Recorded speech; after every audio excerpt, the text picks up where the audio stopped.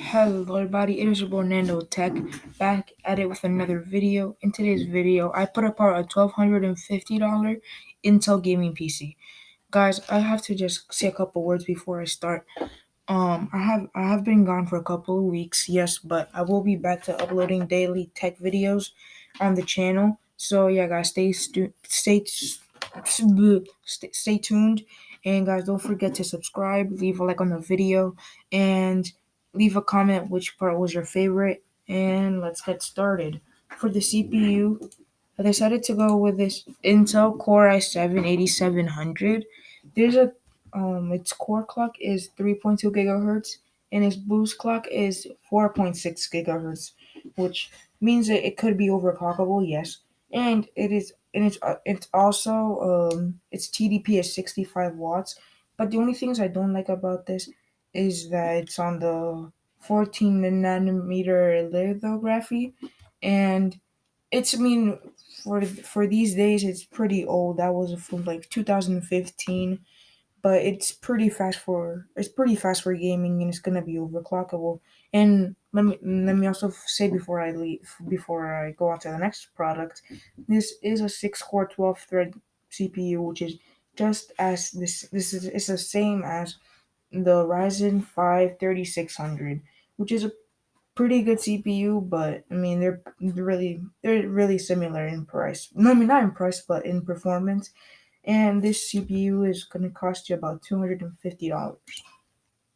Okay, just before I go to the next product, this is a 351 watt consumption, and it is $1,246. So you're gonna be saving $4.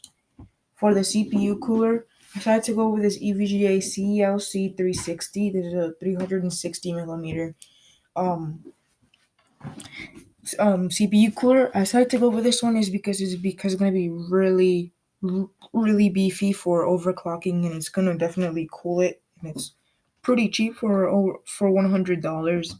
And it's compatible with all of these boards, which are compatible with the Z390. And yeah, it's pretty cheap, and it's gonna cool our system very well. For the motherboard, I decided to go with this MSI MPG Z390 Gaming Edge AC ATX motherboard. I decided to go with this motherboard just because it is a Z390, which is one of the is the probably the best motherboard type for Intel CPUs. It's the newest, but if you really want to wait to buy this PC, then definitely wait for the drop of the Z490, which are gonna be coming in a couple months. And also, if while you're at it, if you also want to wait, then go for an an i5 or an i7 10th gen. And if you don't want to spend that much money, then stay with the 9 gen or just go for a 10th gen i3. And guys, leave a like on if we get 10 likes on this video, I will do a comparison with um the the the new Ryzen CPUs and the Intel new CPUs. So yeah, this is pretty cheap motherboard. I mean, not it's not that cheap, but it's pretty good for the price.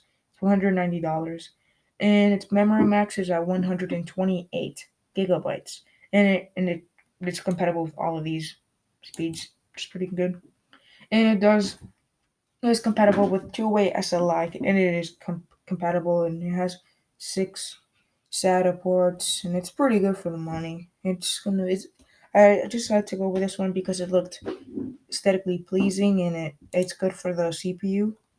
And yeah, for the memory, I decided to go with only 16 gigs of memory just because it's gonna be okay for running games and some doing some light streaming. But if you're gonna really want some good performances, and definitely think on spending like an extra $60.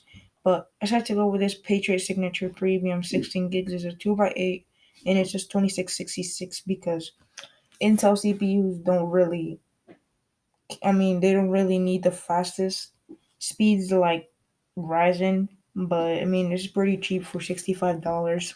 There's nothing. The only thing I don't really like about this is the cast latency of 19, which is really slow. But I mean, this is gonna be pretty good for gaming. It's gonna get you over 100 frames on all high settings, and it's pretty cheap for $65. For the storage, this is a PNY CS900 120 gig SSD. This is an SSD that's pretty cheap for about $23. It's gonna get the job done, and yeah, it's pretty good. It is SATA, but and it does not have a cache.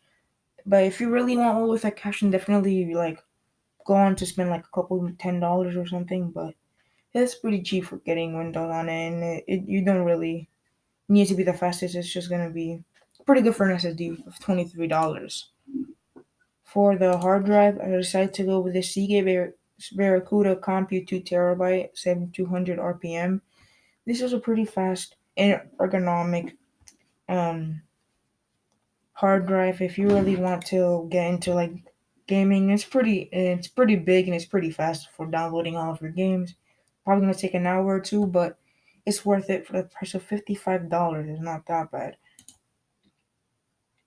So for the video card, I decided to go with this Gigabyte GeForce RTX 2060. So this is like 2060 is not no it's RTX. So the new Minecraft RTX series is game is out. So if you guys want to play that with RTX, then that's fine. And here it is. It's a pretty good card. It's a 6 gigabytes. Its core clock is at 1365 megahertz and its boost clock is 1755 megahertz, which means you can overclock, and I believe it also comes overclocked. But if you really just want to get to the max, then definitely download MSI Afterburner and like overclock it to some really high megahertz, and it's gonna still get you over 100 frames, but you never know, you might always need those extra frames. For the case, I tried to go with this NZXT H710i. This is an ATX mid tower case. This case does come with three case fans on the top on the front, but you can just modify it to only have the two on top, and you will have an extra fan, but the reason why I decided to the reason why you want to take them out is so you can fit the 360 millimeter CPU cooler there, and it's a pretty good case for 170. But just before you guys go on to buy this is only for aesthetics because if you really want performance, then go AMD. But I just like people might if you don't really like AMD, then definitely go for this one. But there's definitely cheaper alternatives than going for a $170 PC case.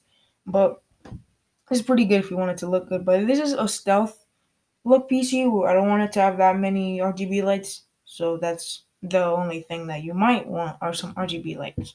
But you can just get like an RGB 360 millimeter 300 millimeter case and just a couple RGB fans if you want. But this is pretty good for the if you want a stealthy look, then definitely go for this because if you like Intel want to be stealthy, definitely go after this.